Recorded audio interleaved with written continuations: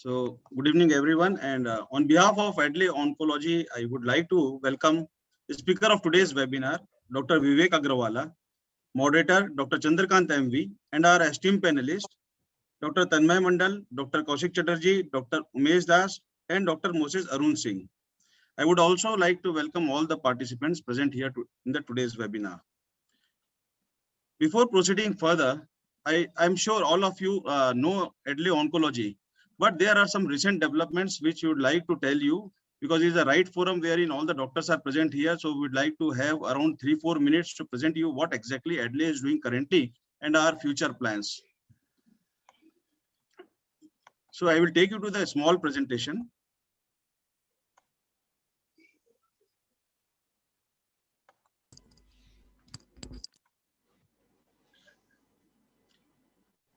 So doctor, our corporate office is at Mumbai and head office is at Panchkula. We are working with 4 cytotoxic plants, 3 plants in India and 1 plant in Uzbekistan. From Uzbekistan, we are catering to CIS market. And out of the 3 plants we have in India, 1 plant is of API. So Adley is truly a backward integrated oncology company. We started our journey in year 1985, now focusing exclusively into complex oncology molecules. Adley has came a long way to become one of the biggest Indian company dedicated in cytotoxic API, world-class F&D facilities, and a strong portfolio across value chain. We do have 3 verticals. One is domestic market and second one is international market, which I am taking care of. And the third is contract manufacturing. As far as our market reach is concerned in domestic market, we are available in all major corporate hospitals of India. Not only the corporate hospitals, but even in the central and state government institutes also we are available. Institute like, if you see the major institute like SCG, Max, then American Oncology, Apollo, we have mostly all our brands available in these particular institutes. As far as our products are concerned, we are into leadership position with AB Pacli, that is NDDS formulation of paclitaxel, having a market share of 20%. And hematology, Vidan is the brand leader, that is dasatinib, having a market share of 30%. And even in supportive care, fosaprepitant, aprepitant, as well as Adcumin, that is nanocurcumin, we are the brand leaders. We are continuously working on NDDS formulations. So Adley is the only company in India who is having docetaxel, paclitaxel, as well as gemcitabine NDDS formulation, apart from elaspergines. So we do have pegylated elaspergines as well. We were the first company to introduce dasatinib in India. Then we were the first one to introduce sunitinib also. And we will be the first company in India to introduce protein shot. The brand name is Courageous. This will be used in cancer cachexia. So here is a big list of products which we are currently marketing in India. And here is a list of APIs. So APIs we are manufacturing not only for ourselves, but other Indian companies also we are supplying the APIs. So we do have a better control over the quality of the product because it's a backward integrated company. In domestic market, 3 brands occupy #1 position in India. We introduced 6 novel molecules in last financial year, and this financial year also we will be introducing 6 novel molecules. As far as international market is concerned, we are available in 16 countries and expanding year after year. So we have triggered the audit of INVIMA, EU GMP and PICS. So once that is done in next 1 year time, we expect that we will be available in more than 50 countries by year 2025. As I said that we are also doing contract manufacturing for other companies. Here we have listed down very few companies, but in all there are 49 oncology companies. They are getting the drugs manufactured at our house. And you see the big names also like Zydus, Alkem, Intas, they are also getting their drug manufactured from us.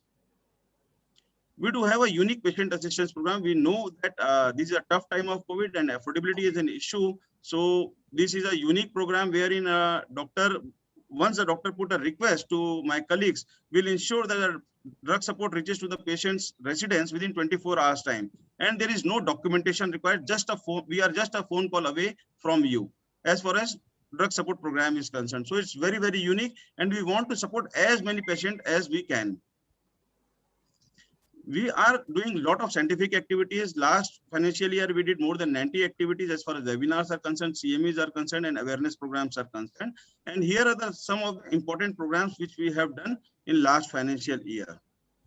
And here is a list of products which we intend to launch in next 3 years time. So it's more than 15 products will be introducing in next 3 years. This financial year, we will be introducing carfilzomib, idlasisib, pazopanib, afatinib, cabonsertinib, and rucaparib, apart from couple of more molecules like posaconazole, amphotericin B, and nintedanib. So in all, there will be 9 molecules which will be launching in this financial year. Now, to commence the event, I would like to call upon Dr. Chandrakant, MV. Sir is Senior Medical Oncologist and Narayana Super Specialty Hospital, Calcutta. Over to Chandrakant, sir. Thank you very much. Hi, good evening, everyone, and thanks, Adley, for the opportunity and introduction. So we are about to start a program. So the course of the program is Dr. Vivek will initially have a presentation on RCC followed by panel discussion. So without wasting much time, I would request Dr. Vivek to start the presentation. Yeah.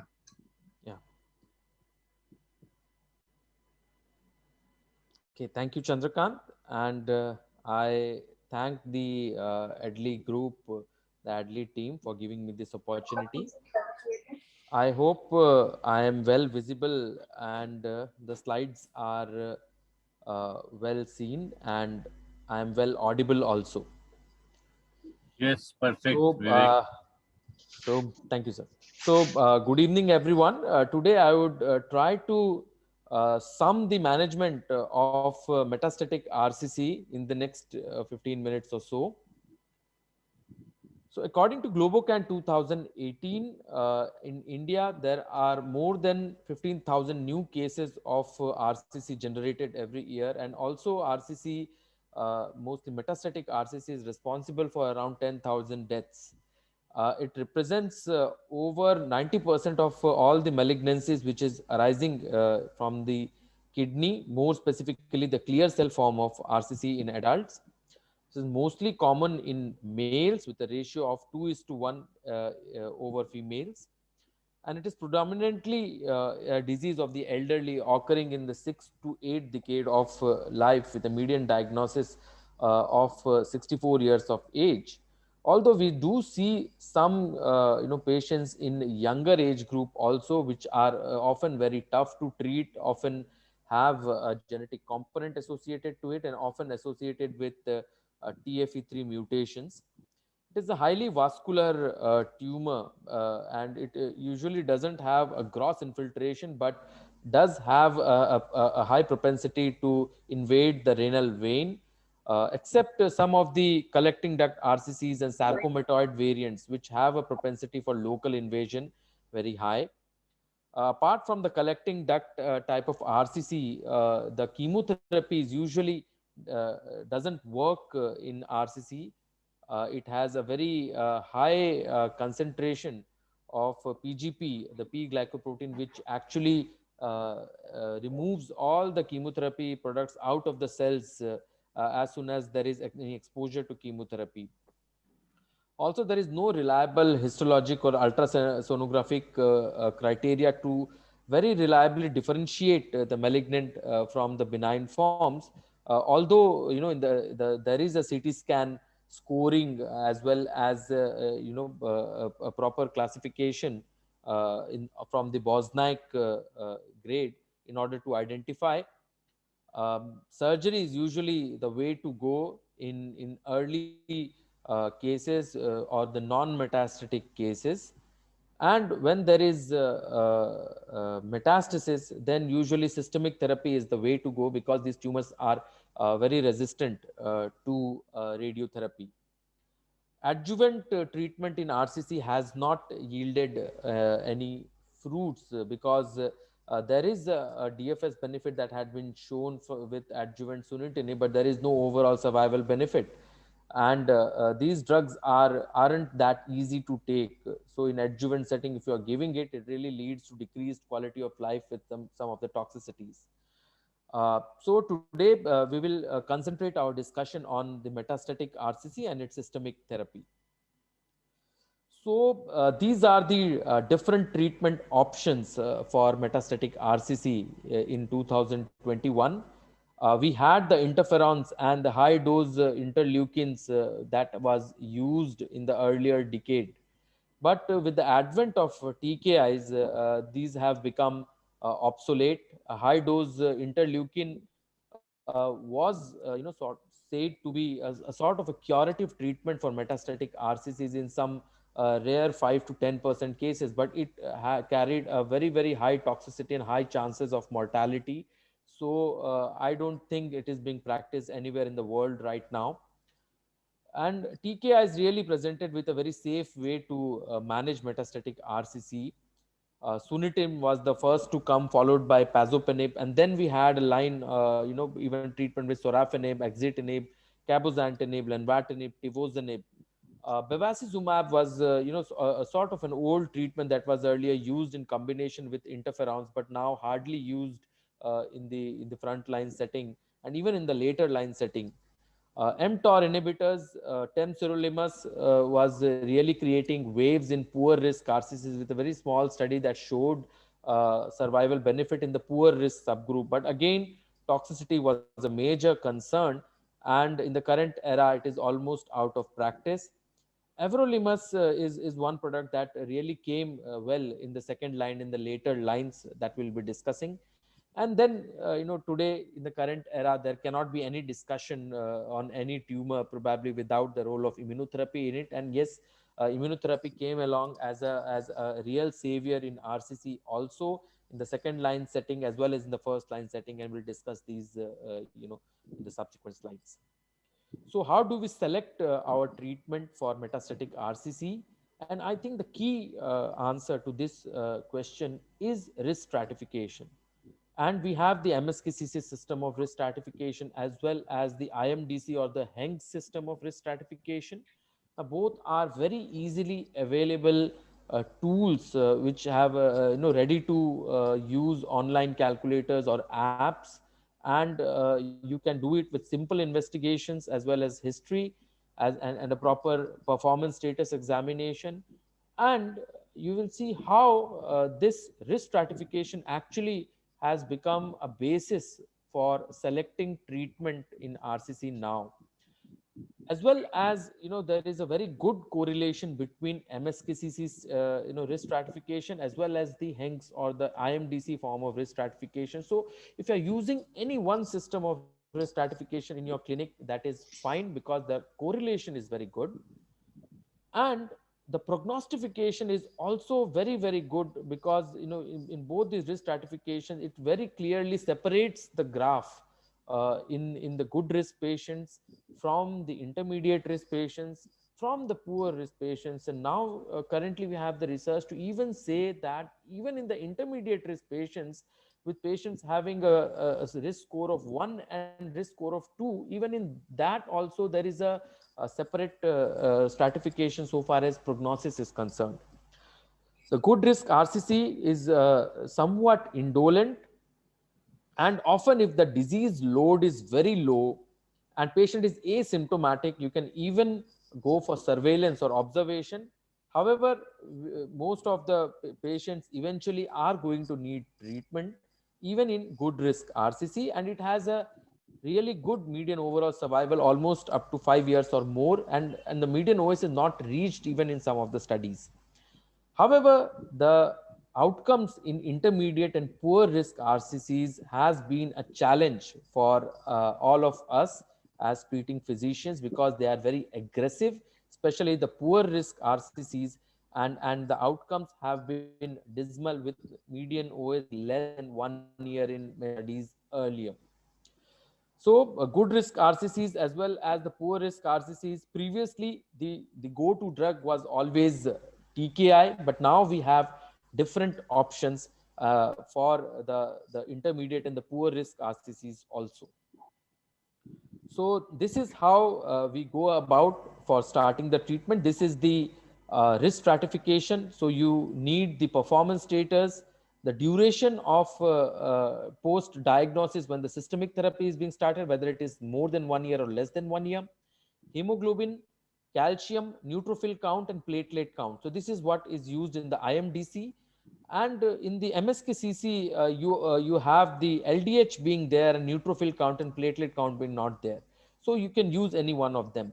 And if there are zero risk factors, the good risk disease, you have to assess the symptoms and the burden of the disease. And in the limited burden of disease with asymptomatic patients, a very small 1 centimeter lung nodule, asymptomatic, or few sub-centimeter lung nodules, even surveillance is an option or an anti-angiogenic treatment. Whereas when there is a substantial systemic burden or a symptomatic patients, you have different treatment options, including immunotherapeutic options also. And in the intermediate to poor risk disease, now you have the combination of immunotherapy, IO or the IO plus TKI being available as an important treatment option. Now, this is a very short summary of how TKIs as a first line treatment fared. So we had sorafenib, and the latest data was a TO1 study of tivozanib versus sorafenib, which told that even the sorafenib gives you a median PFS around 9 months and a median OS of around 28 to 29 months. So which is a very impressive result even with sorafenib. However, sorafenib is not the standard of care. Sunitinib is, and the COMPARES study, which actually compared sunitinib and pazopanib, really gives you that the median progression-free survival is near 9 to 8 months with a median OS of around 29 months in both the arms. The axitinib versus sorafenib study also came in, which established axitinib also as one of the treatment options in first line with a median PFS of around 10 months and a median OS of around 22, 23 months. Now, in the intermediate poor risk group, even if you go to TKI, cabozantinib is an option with the Cabozan study, where they took patients only of the intermediate and poor risk and showed that even in this poor risk subset, the median PFS was 8.2 months with a median PFS of around 26 months, a median OS of 26 months. Now, this is the phase 3 sunitinib study, which actually compared with interferon and established sunitinib as the standard of treatment. And you can see that this study clearly there is a separation of the PFS with a beautiful hazard of 0.53. This is the Cabozun study that I had earlier referred to, included only the poor risk and the intermediate risk patients. The cabozantinib was used at 60 milligram once daily dose, and compared with sunitinib, classical 4 weeks on 2 weeks off regimen. And in this study, it was a phase 2 study, and it showed that the progression free survival was 8.2 months against 5.6 months, and the median response rate was 46% as against 18%. So clearly very impressive results if cabozantinib is available. So you can even use TKI also in the first line setting, especially in the poor and the intermediate risk group. So this is the latest NCCN guidelines, and this is how we see. So in the favorable risk group, you have the option of sunitinib, pazopanib, and also the option of using pembrolizumab with axitinib, with the other recommended regimens being nivo-ipi regimen or cabozantinib or avelumab plus axitinib. Whereas in the poor and intermediate risk group, you have the IO as the category 1 recommendation, nivo-ipi, and you have the pembrolizumab plus axitinib as another category 1 recommendation, and cabozantinib also as one of the options in poor and intermediate risk, with the other TKI options being also there, but not as category 1. Now, this is the Keynote 426 study, which actually compared pembro with axitinib against sunitinib. This study included patients of all the risk groups, and today we will just see what is the results in the favorable risk group. And also side by side, I'm showing you the Checkmate 214 study, which actually compared nivo-ipi for 4 cycles followed by nivo maintenance with sunitinib. And this study also included a few patients, around 20% patients, who had a favorable risk group. So let us see what was the results in the favorable risk group in these studies. So what you can see clearly is that in the favorable risk group, the median OS with the sunitinib arm was 88%, whereas with the pembro axitinib arm was 85%. So numerically, the median OS was in fact inferior, with the pembro axitinib subgroup in this. So there was no overall survival benefit. And same thing is what we see in the checkmate study also, that there was an inferior, numerically inferior overall survival, 4 year, 42 months OS being 73% with sunitinib and 70% with nivo EP. If you look at the PFS and response rates in this study, there also the sunitinib arm was better in the favorable risk group. So remember, a combination treatment in favorable risk group, there is no significant difference in overall survival. And that is the reason why probably these favorable risk group patients are probably going to do as much well with a single agent TKI, that is sunitinib or pazopanib, so long as they are tolerating it well. This is the PFS result, and here also you can see that the PFS is almost much better with the sunitinib arm as compared to the IO. So at 42 months, the PFS is 34% with sunitinib and 28% with the nivo EP. So clearly, checkmate 214 showing that in the favorable risk subgroup, IO is having in fact inferior results.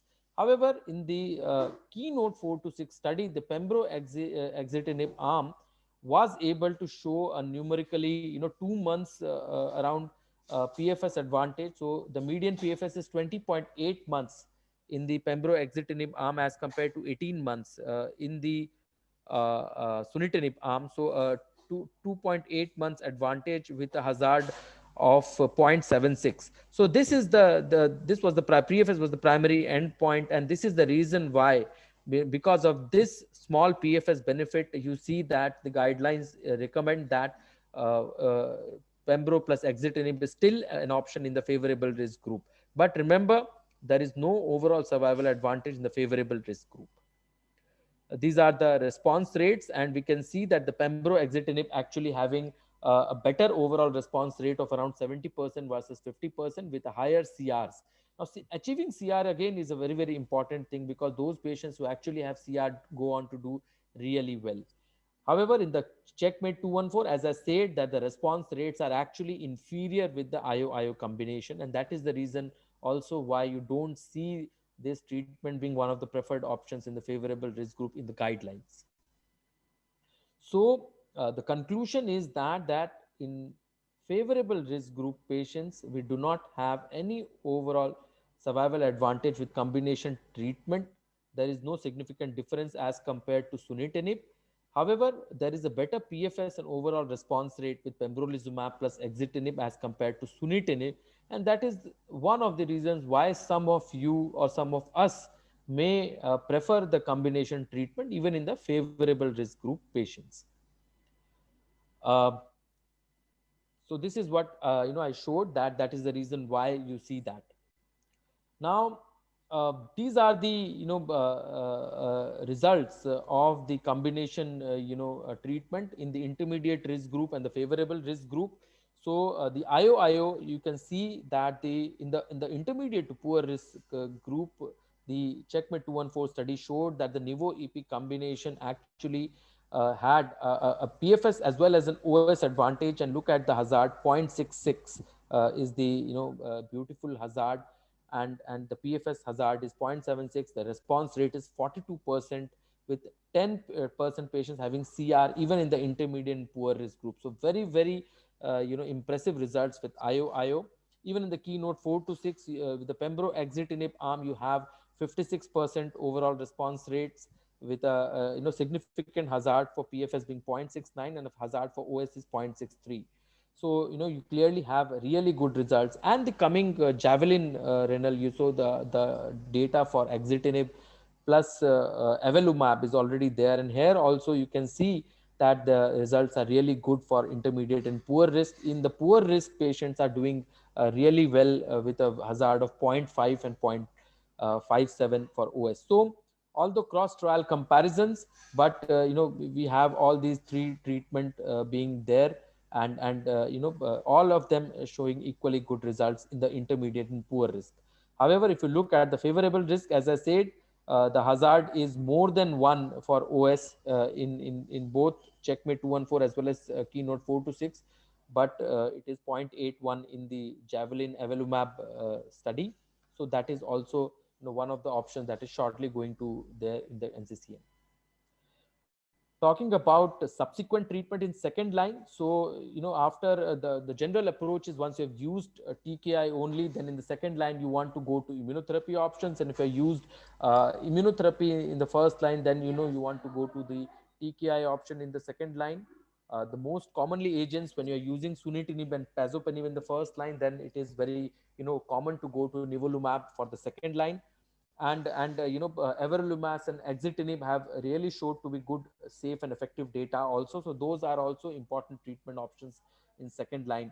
So second line probably is going to depend on what we have used on the first line, and how has the patients fared on this first line, and based on that you actually decide your second line. These are the options of subsequent therapy. So you have nivolumab as well as cabozantinib having a category 1 recommendation based on phase 3 studies, and you also have exitinib as another category 1 recommendation. You have lenvatinib plus everolimus as an important category 1 recommendation, and then there are also other recommendation of combination IO, that is nivo EP as the second line, as well as avelumab plus exitinib or exitinib plus pembrolizumab to be used as second line. Everolimus comes as also another option. These are the pivotal post TKI second line studies. The record one for everolimus, but it was compared with placebo. Axis for exitinib, where it was compared with sorafenib. Meteor for cabozantinib, where it was compared with everolimus. Checkmate again compared with everolimus, and nivolum, and the phase 2 data for lenvatinib plus everolimus versus everolimus. And you can see that if you do cross trial comparisons, you have the highest response rates for lenvatinib plus everolimus, followed by nivolumab, and the median OS also is very impressive, 25 months around for lenvatinib plus everolimus as well as the nivolumab. Cabozantinib, exitinib, they also have a median OS in the second line setting of around 20-21 months. So lenvatinib plus everolimus or nivolumab are clearly the preferential treatment currently for us in the second line. Cabozantinib of course is not available yet, and we are looking forward to this molecule. These are the, as I said, the different median PFS and the response rates with the different agents in the second line setting. This is the Checkmate 025 summary of nivolumab versus everolimus, and we can see that there was a higher response rate as well as higher CRs or PRs, as well as the higher median time to response and duration. So in second line, nivolumab, is something that is there. Again, toxicities with nivolumab is also not really something different when we have used it in other conditions, and the toxicities are higher when you are combining nivo and EP, but the response rates are also higher. So you get around 25% response rate with the single agent nivo, but when you're combining it with nivolumab, the response rates increase to 42%, but the grade 3, grade 4 events also increased from 19% to 46%. So when you're using combination, be aware of the treatment related toxicities. Lenvatinib plus everolimus, so again showed a very good PFS advantage of around 5.5 months, response rate being higher 43% versus 27%, and the median OS was around 25.5 months against 19 months with single agent lenvatinib and 15.4 months with everolimus. So we see clearly how the combination of lenvatinib plus everolimus has fared, but in this study, and even on the basis of this phase 2 data, it is there. Safety, again, the combination of lenvatinib plus everolimus at the recommended doses, it was tolerable as compared to both single arms of lenvatinib plus or everolimus. Although there were dose reductions required for around 71% patients, and discontinuations in around 18 patients out of 51. Again, the most common toxicities are diarrhea, hypertension, rashes, as well as dyspnea, decreased weight, nausea, vomiting. But they are manageable The key is probably try to use lenvatinib at a lower dose. I prefer to start at a dose of 10 mg and then slowly increase to 14 and then 18, and everolimus to be used at 5 mg as per the trial only. Okay. So, what are the considerations for second line treatment? So, if the disease control is more than 1 year on the first line VEGF agent, try to continue the VEGF agent as a sequential also, that is cabozantinib or axitinib. But if the duration of disease control was less than 1 year, then probably it is better to go to a VEGF IO combination. Uh, and if there was practically no response to a first line VEGF, then probably it is better to switch to IO and go to an IO-IO combination or a single agent nivolumab. Also, if there is no response to the combination of VEGF of IO, then we should shift to a second line VEGF like cabozantinib or axitinib. And in third line or beyond, we can consider lenvatinib plus everolimus, or maybe we can use lenvatinib plus everolimus in the second line and then sort of go to IO in the third line. So with this small brief, I would like to end my talk, and I'm sure there is a lot to discuss in the coming panel discussion also. So thanks a lot for patient hearing, and thank you, Adley, once again for giving me this opportunity. Thank you. So thanks, Vivek. I think as always, very crisp and very clear talk. So now I think we will go ahead with panel discussion. So I would request Shubhrata, you can call the panelists, and in the meantime, Yes, I will upload my presentation. Dr. Prosenjit Chatterjee, Dr. Tanmay Mandal, Dr. Sandeep Das, Dr. Kaushik Chatterjee, and Dr. Umesh Das, Dr. Sudeep Das, sorry, and Dr. Kaushik Chatterjee, and Dr. Umesh Das. Sir, kindly welcome to your board of panel. So, Dr. Chandakan, over to you. Okay. So we have everyone in the panel. Let me just ask accordingly. I can see Dr. Kaushik. Prasanjit sir is there? Yeah, sir, he is there. Okay. Then Yeah. we have Dr. Tanmay and Dr. Sudeep sir. Satish. Okay. And Dr. Umesh Das. And Dr. Amitabh is there? No, he's not present due to some problem. And Dr. Umesh Das is there. Dr. Arun sir is there? No. Yeah, Arun sir is Yes, sir. Yes, sir. He is there. Okay. So we have six panelists. Dr. Umesh also there. Yeah, I think we have 6 panelists. No, I Yeah. have not missed anyone. Yes, sir. Okay, so I just prepared the slides when Vivek was speaking, and pardon me if I don't have any slides. So we all do this risk stratification and in a metastatic RCC. So I will ask Dr. Prasenjit. Dr. Prasenjit, in a metastatic RCC, there was time when risk stratification was just on paper and we did not do. So now we also had MSK-CC and so many other risk stratifications. So now that our treatment depends on the risk, so what is your opinion? We should be doing IMDC risk stratification in 100% patients of metastatic RCC. What do you say, Dr. Prasenjit? Yeah, very. Can you? Am I audible? So the host can mute all others except who are not speaking. Yes, sir, you are audible, sir. Sir, you are audible, sir. We Please always go ahead. ignored in our setting so far as this risk stratification is concerned. And as Vivek pointed out about the MSKCC and thereafter the IMDC guidelines, Correct, sir. which needs to be done.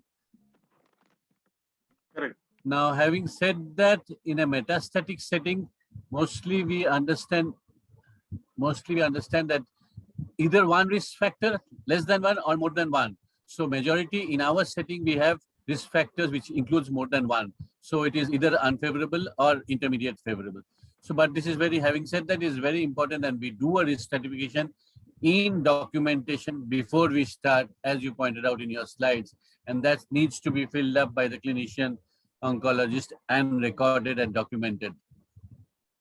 Perfect. So as you very correctly said, in a metastatic RCC, the first step we see is, of course, the stage of the disease, the performance, everything. But we have to first do a risk stratification because it is not just prognostic, but also predictive of what we have to give. So if you look into the parameters, one is clinical, you see, performance status is clinical, and then you have the time from diagnosis to treatment is also clinical. So history and one is clinical examination, and then we have simple CBC and calcium.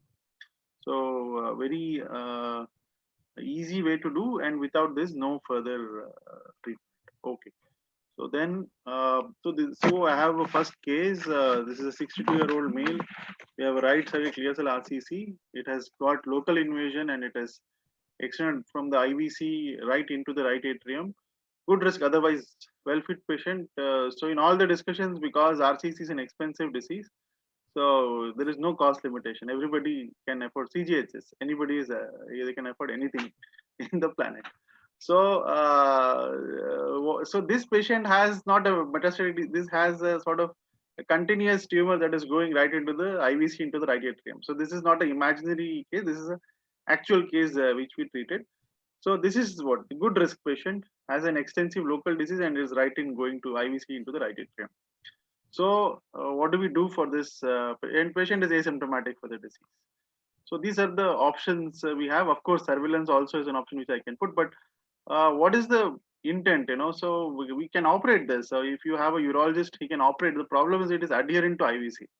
Surgeon is saying, sir, CTVS also it is it is stick to IVC all along the length. So to do a big IVC repair is not easy. So I would be happy if I can give some cytoreduction. So something like neoadjuvant curative or some sort of a scenario. Dr. Kaushik, what is your opinion on this non-conventional neoadjuvant approach with this? So what do you say? You should call it palliative, or I should force a surgeon to remove first, or you are confident enough to give? Now that we have so many options and we don't know what to choose, everything is responding, everything is shrinking. So you choose what you would like to do for this patient. Yeah, I think this is a situation which we come across pretty often. I mean, this you cannot typically call this patient as a metastatic disease. Neither do we have anything for us that are properly indicated and medically correct to be used in the neoadjuvant setting. Correct. Now, with the dearth of data, what do we go forward to? As you said, if the patient is belonging to the central government health scheme or somebody who's giving anything that we want, then probably the first line drugs that are currently indicated with so high response rates, we might go in for a combination of an IO. And if not, then we'll maybe bottle down to something like sunitinib or a pazopanib. But having said that, with the existing kind of data we have, both Pembro and Axi combination or an avelumab axitinib combination looks the best. So we probably might use that. Right. So as you said, very aptly, still we can go with the neoadjuvant intent with the availability of so many active drugs showing response rates of 70%. If you don't, if I'm not wrong. So Dr. Tanmay, what do you want to choose? You have to point one option because you cannot say all the options on paper. You have to put one option. Anything is affordable. Which one you want to choose among the three? Yeah. I would prefer Pembro-Axi combination in this patient. Okay. What do you want with Pembro-Axi? Response rates is what you're looking into? Yes, I want a response rate because it's still a curative patient. If you think of it, okay. We will still treat with a new adjuvant intent. So I want a good response to happen so that if at any point surgery can occur. Okay. Okay, that is correct. So Sudeep, if you look into Pembro-Axi, Pembrolizumab has a better response than Pembro-Axi. What do you want to choose? And Nivo EP has 10% CR. Sir, I don't I don't have any experience of Pembrolizumab, sir. Okay. But I have used Pembro-Axi. When you use, you will get an experience. So there is data in front of you, no? Yes. So you will prefer Pembro-Axi, right? Yeah. Okay. So as both Dr. Tanmay, Dr. Kaushik, and also Dr. Sudeep pointed out, we also used Pembro-Axi in this patient. The patient got shrinking of tumor, and we did a surgery, and is an observation right now. So he's been doing well, almost 10 years now. He's been doing well. Okay. So now I will go to the second case. This is a 62-year-old male, right-sided clear cell RCC. Sorry, Chandrakant, can I interrupt? Yes, sir. So he didn't require a surgery, right? He was No, asymptomatic to begin with. Which patient, sir? First Case case. one. So we gave Pembroaxi for 6 cycles, and then he underwent surgery. After surgery, there is no disease left, and we kept him under observation, and the disease has not relapsed right up to now. So the just a surgical, we don't have a surgery colleague over here, but since you have dealt with the case, I just wanted to know, this patient required cardiothoracic intervention in form of like supradiaphragmatic intervention, and that was not anyway reduced so far as the disease burden by charging with neoadjuvant immunotherapy, right? So the thrombus came down before below the diaphragm, just above the renal vein. There was an excellent response with Pembroaxi. Okay. The thrombus that extended, yes, the thrombus that extended above came down, and our urologist was surprised that RCC में ऐसा response कैसे आना शुरू हुआ. So if you use IO-TKI, as Dr. Kaushik and everybody pointed out, we have good response rates. So that is one area where people are focusing on. So this can be a curative patient, as Dr. Kaushik pointed out. This is not a metastatic patient. This can be made eligible for surgery. Not a standard of care, but this is what we can take for practice. Okay. So then we have second case. This is a 62-year-old male, clear cell RCC. Surgery went ahead in 2017, and now on follow-up has sub-centimeter lung nodules, 5 to 6 in number, asymptomatic, good risk. So he is not symptomatic, indolent disease, sub-centimeter lung nodules. Okay, so I will go to Dr. Umesh. Dr. Umesh, this is a good risk RCC, indolent type of asymptomatic for disease. What do you want to do in your practice for this? Yeah. In this case, he is an indolent case. That was surgery was done in 2017. In 2001, he was relapsed. So either active surveillance or Prezopinib. So as we know, side effect, if we compare Sunitinib versus Prezopinib, the side effect of Prezopinib is very less than Sunitinib. So Prezopinib. Correct. So are you okay with active surveillance, sir? Because this is an ideal patient for active. Yes. There may be one option is active surveillance. If patient is compliance, then we can do active surveillance also. Perfect, sir. So I would go to Dr. Arun. Dr. Arun, same anything to choose among these? Yeah, I mean, active surveillance is an absolutely perfect choice for this kind of patient. Perfect. So I think so. So active surveillance cannot be ignored. In an asymptomatic indolent disease, active surveillance is an option because they have shown that there is no difference in overall survival. So the patient opted for active surveillance, CT done after 3 months, increasing the size and number of lung mets. And now we have a good risk metastatic clear cell RCC who has progressed on active surveillance. And now all the options are there. I will go to Dr. Kaushik again for all the options available. You have TKI, Sunitinib, Pazopanib alone, Avelumab, Axitinib, Pembroaxi, Nivolumab, all have approval for good risk RCC. Which one do you want to choose? CGHS. I'll probably once again go in for the least complex of this all, Pazopanib. Excellent. So, sir, if you compare Sunitinib versus Pembroaxi in a good risk or Avelumab, the hazard ratios for OS are better. I mean, not hazard ratios are better. OS is not that statistically significant, but numerically OS is better with IO-TKI. So still you would go for a monotherapy with TKI, or you want to choose something extra for this patient? You're okay with single agent Pazopanib? I'm okay with single agent Pazopanib, but having said that, I might have chosen Avelumab Axitinib as well. Okay. Fine. So next, I will ask Dr. Tanmay, what you will choose for a good risk metastatic RCC, affording everything? I would prefer a Pembroaxi for this patient also. It's a good risk RCC, metastatic RCC, and I would prefer to use that IO-TKI, means Pembroaxi combination. Okay, Sudeep, you want to have a better choice? Sir, just now Dr. Vivek sir presented that in good risk, favorable risk patients, Pembroaxi does not translate into OS benefit. It's only PFS benefit. And I am skeptical if this patient progresses on Pembroaxi, what will be the second line then? So perhaps I will echo like Dr. Kaushik Chatterjee that Pazopanib. So that is very correct. So good risk versus intermediate and poor risk is a continuum. So good risk is more VEGF mediated. Intermediate poor risk is more IO mediated.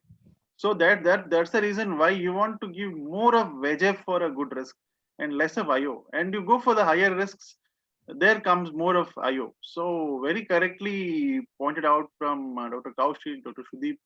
Of course, we have approval for Pembro. But this patient is a candidate more for a VEGF TKI biologically and data-wise. That's the reason why IO TKI has not shown a OS benefit.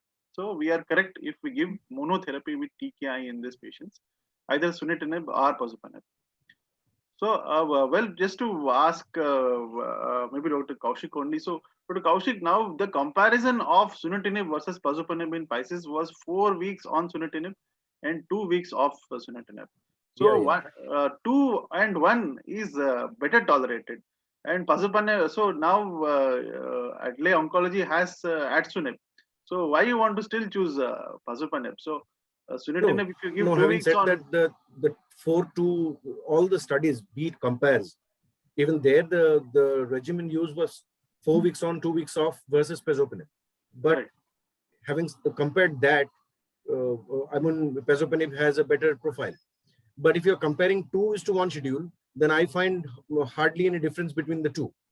Correct. But having said that, you can always find patients being very interested in getting fairer by 2 tones. So it's just a word of what to say. Oh, yes, Patients so feel that, better with correct. pazopanib. Correct. So I totally Being fairer by agree. 2 tones, you can't hide that. They feel good about it.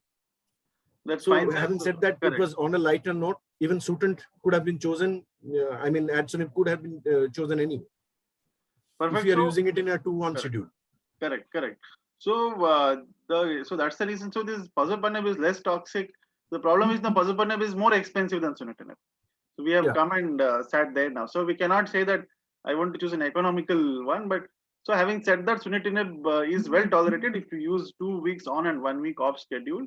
And the comparison now in Pisces was 4:2. So to say that there is a good evidence that pazopanib is safer than sunitinib is not there with 2 weeks on and 1 week off. So we can choose either of them, and we know if we reduce to 37.5 or so, we can easily manage this. Agreed. Okay, so that we have finished good risk, and in good risk we have had some conclusion that mono TKI is okay, and even Pembro-Axi is also okay. Okay, so now we have this third case. This is a 65-year-old female, metastatic RCC, clear cell, right kidney mass, 6 lung mets, intermediate risk with 1 risk factor. Okay, so I will go to Dr. Umesh. Dr. Umesh, you want to offer cytoreductive nephrectomy in any patient with RCC, or it's obsolete? Is to in the role of TKI and immunotherapy, cytoreductive surgery is obsolete. So I won't go for cytoreductive surgery in this case. Okay, sir, if you are choosing, this is an intermediate risk. If you are choosing anything, what will you choose among whatever is there in the screen? Yeah. Pembrolizumab axitinib is the one option, and another option is pembrolizumab. We can use anyone. Fine. So there is no comparison, sir. This Yes, is randomly asking. Yes. Because if you ask me today, I will say this. Tomorrow, if you ask, I will opt another one. So Yes, there is no yes. standard. Okay. As per report, as per recent trial, pembrolo plus lenvatinib showing that the response rate is more in if you use pembrolo plus lenva than the pembrolo plus axitinib. Correct, sir. So I agree with you. All are this is an intermediate case. We can use pembrolizumab plus axitinib. Okay. So I'll go to Dr. Arun. Dr. Arun, any life for a surgeon here, or surgeon is out of question? I think, in the era of immunotherapy, we still haven't established the role of cytoreductive nephrectomy. So we'll have to wait for, I think there are several trials ongoing in this setting now, so we'll have to wait for that. Correct. So I agree, sir. And you will also choose any, which of the option you want to choose, sir, among what is there on the screen? Yeah, I think Pembro-Axi or Pembro-Lenva, both are equal options, I think. Okay, fine. So, well, I will be back to Sudeep. Sudeep, any role of surgery in this patient? So there is No. there is a Carmina trial. Carmina Yes, trial. sir, Carmina trial. That is TKI. That is in yes. TKI. I agree. TKI, So, TKI. so what the Carmina has said is, if you have intermediate risk with one risk factor with lung mets alone, if you do cytoreductive nephrectomy, there is OS benefit. So, very complex. no. So Carmina is complicated because it had majority of poor risk patients, and they No, decided. but in this case, he has 6 lung mets. Okay, correct.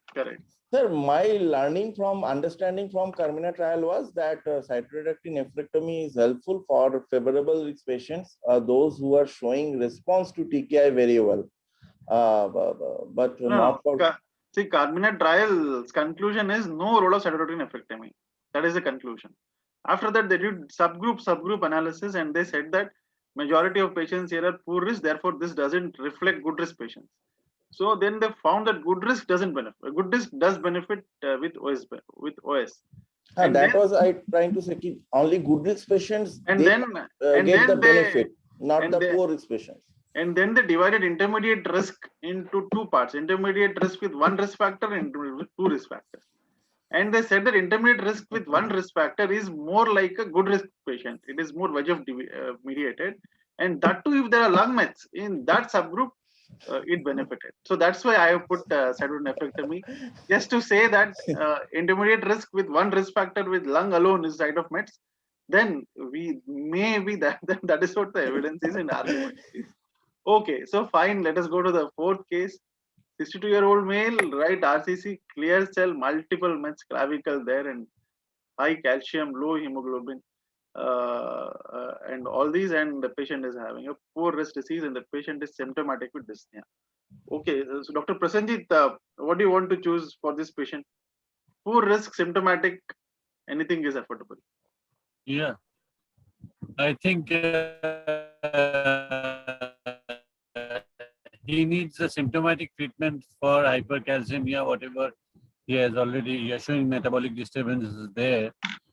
And of course, I think IO, Nivo, EP should be the best combination to my choice. Okay. Dr. Kaushik, what do you want to choose? This is the first line setting, right? First line. So it will be Pembro-Axi for me. Pembro-Axi. Group of patients. Okay. So, Tanmay, you want to choose anything? So you want responses here because the patient is symptomatic with lung mets, and if you give IO, there is a 30% chance that the patient may have progression on IO, and the patient may require a NIV and may get a COVID test done, and he will turn positive anyways in this area, and they will end He up. may have a pseudo progression also. So that just needs to be documented. Correct. That has also important implication.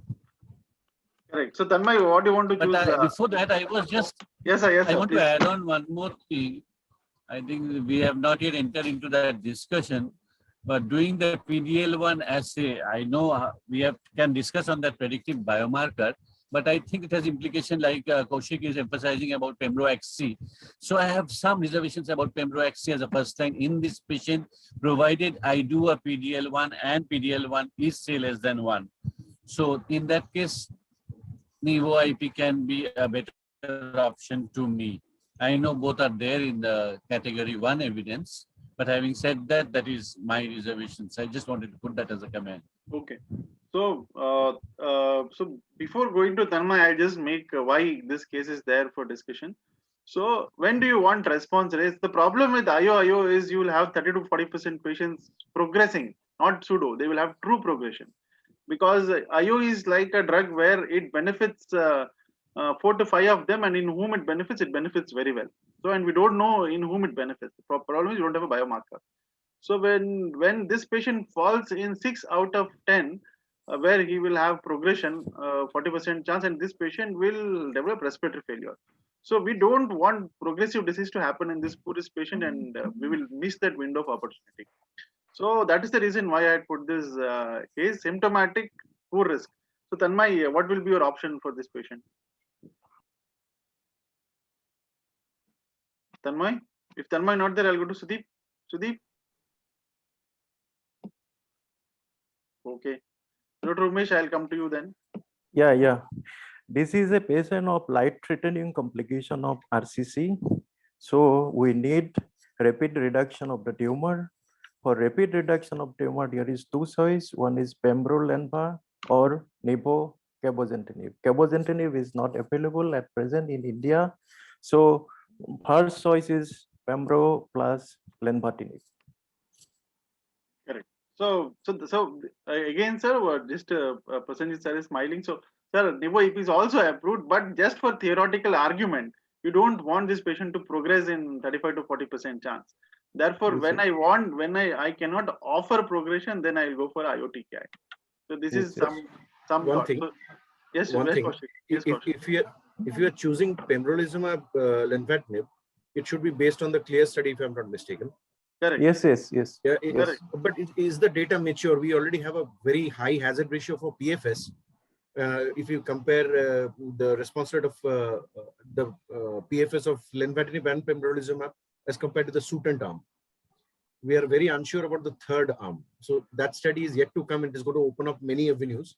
But having said that, I suppose pembrolizumab, as on this day, the data is, if I'm not mistaken, not very mature. So it is not Correct me mature, if I'm sir, wrong. but Eisai is already marketing lenvatinib for pembrolizumab right now. So That that they are is the doing, but amount of. So Is it included in the about NCCN guideline 2020? Yes. This is Yes, included in pembrolizumab. NCCN guideline. This is the number one okay. I category just one. wanted to know that. No, that is very correct. Dr. Kaushik correctly pointed out the data is more for Pembro-Axi, Nivo-EP. Nivo-EP has a long-term data. Totally agreed. But just to say that among all the options, Pembro-Lenva has the highest response. Highest. Yes. And Absolutely correct. Absolutely correct. and IOTKI should be used because we don't want to allow progression for this patient. That's the point I wanted to make. Okay, so this patient. So then coming on to this one, what is it? Non-clear cell RCC. Papillary RCC, right? So we don't have any trials addressing these things. So with whatever evidence, I will come to this one. Non-papillary RCC. So young patient coming with the papillary RCC is quite common. So right kidney mass, multiple lung mass, intermediate risk. Okay, so Dr. Arun, I can come back. I have not troubled you now. So these are the options is there. So we have Erlobev approved. We have Cabo monotherapy approved. That is better over sunitinib.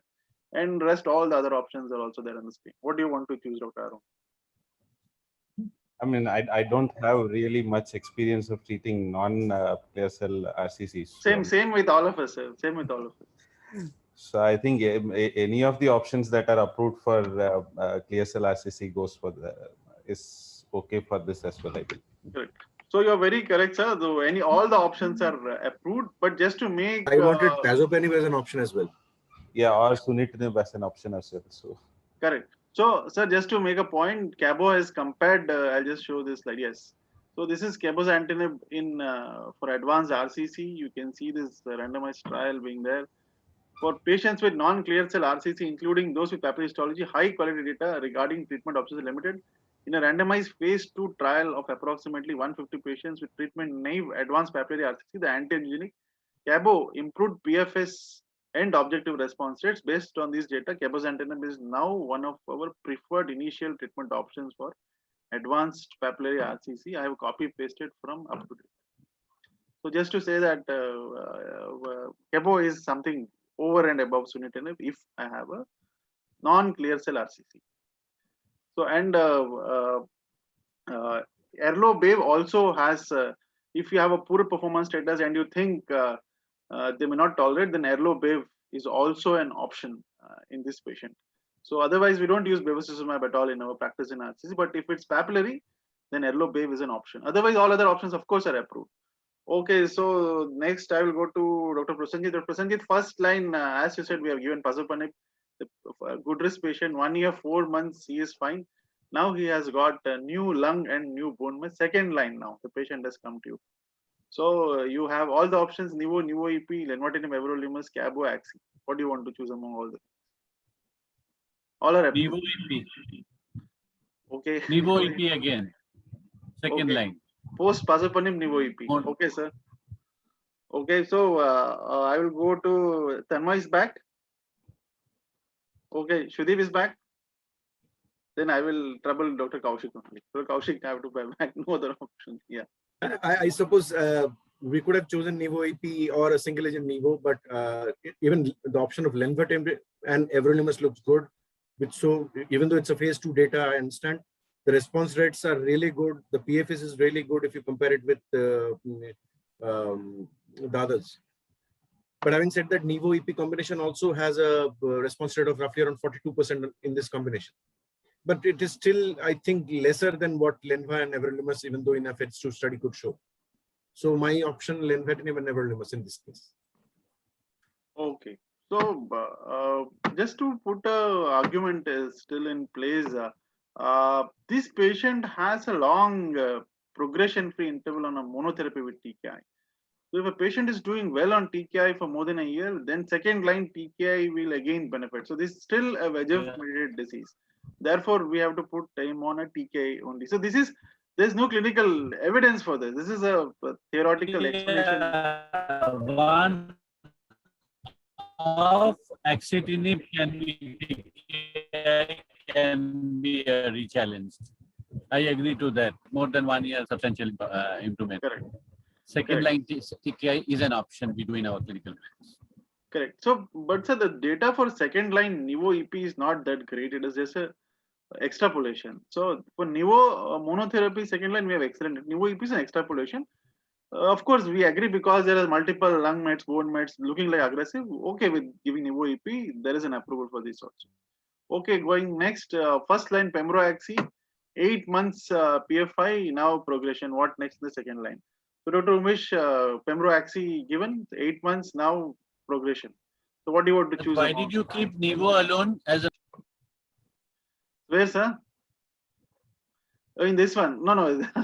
Nivo is approved in second line, sir, but not post IO.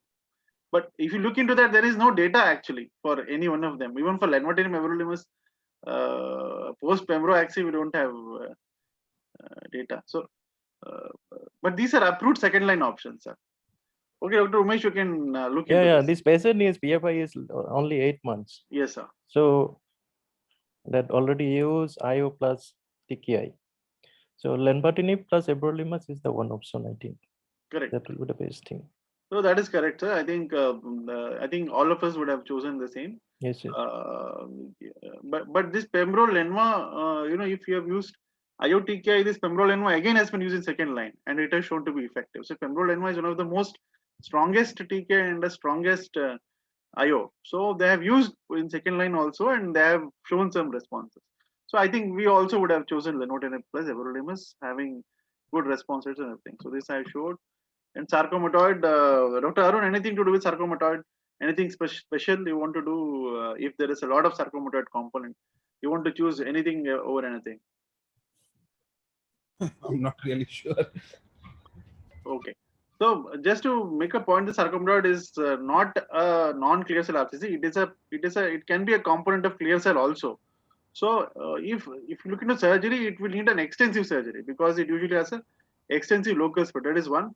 And number two, Nivo EP is preferred. If you ask me where Nivo EP, I will put on paper and say sarcomatoid is where the data is the best. So Nivo EP is preferred in sarcomatoid. Of course, you are okay giving IO TKI also, but somewhere this is some data what we have. The strongest data for sarcomatoid is in Nivo EP. Okay, so now let us discuss each regimen in first line.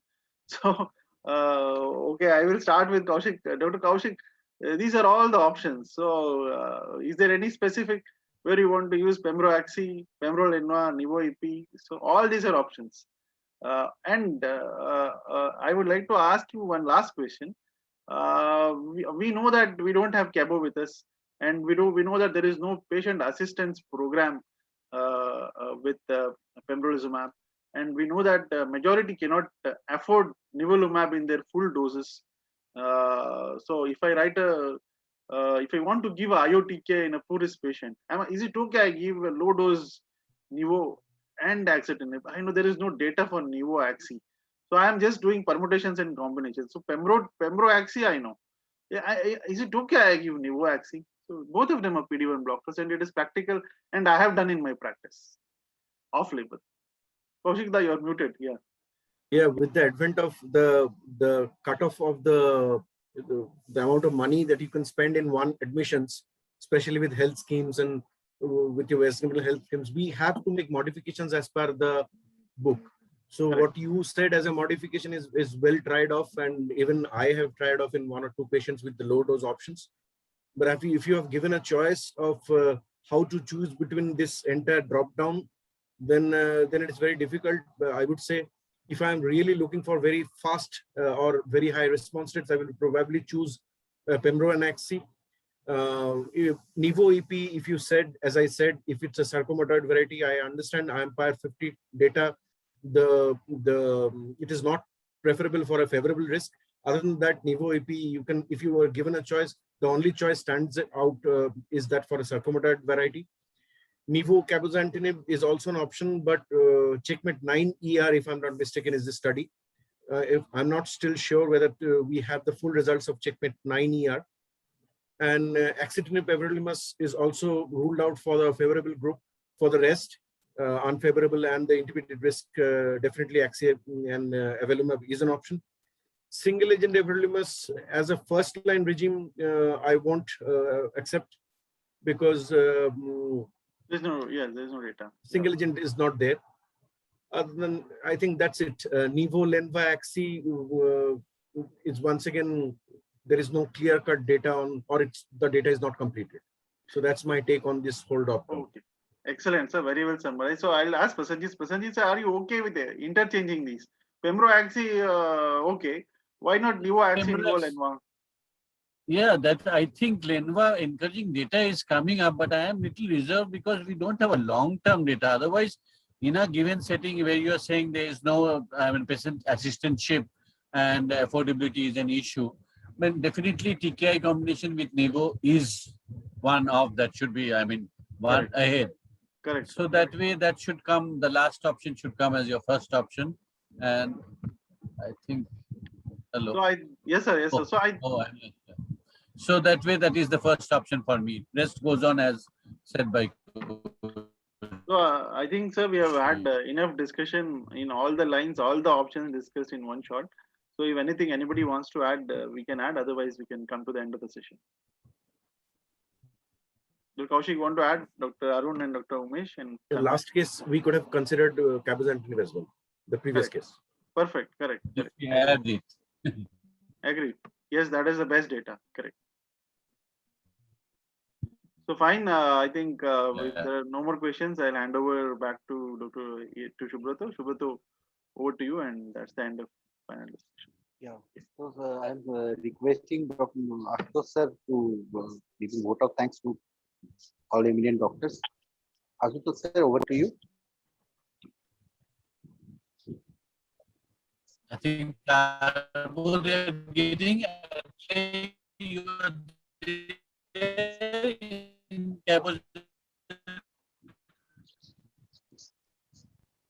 Sir, your mic is muted. Sorry for Sorry, interjecting. it was mute. Yes, sir, you are muted. Thank you, Dr. Vivek, for such a wonderful presentation. It was interesting, intriguing, enlightening, exciting, and much more. I'm sure all of you must have felt the same. Thanks to Dr. Chandrakant for wonderfully moderating the session. Thanks to all the panelists for sparing your valuable time and making this event a success. Thanks to Team Adley for making this event happen. So, Doctor, as a core young dynamic group is there, a group of doctors is there in this particular forum. I personally want to request you, please do let us know the topics for the next webinar. And accordingly, we'll conduct the next webinar. And I believe that it can be done in maybe in a month's time. So we will keep on doing such scientific programs. Please do guide us, Doctor. Thank you so very much. Good night. Thank you, sir. Good night, sir. Good night, doctor. Good night. Thank you. Good night. Good night. Thank you. Right. Thanks all of you. Good night, sir. Good night, sir. Good night, sir. Thank you for. Thank you. Thank you, sir.